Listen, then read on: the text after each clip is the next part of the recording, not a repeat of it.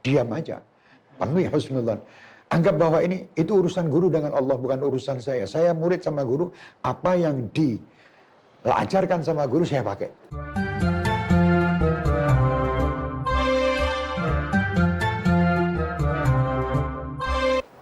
Assalamualaikum warahmatullahi wabarakatuh. Waalaikumsalam warahmatullahi wabarakatuh. Kita kembali lagi Habib. Kali ini kita berbicara tentang sekolah.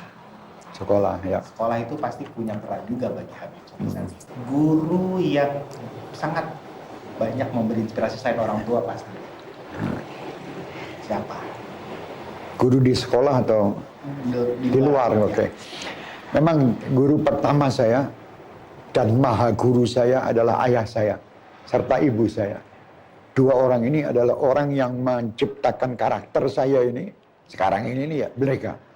Dan mereka adalah orang yang amat sangat saya cintai dan sayangi karena mereka menjadi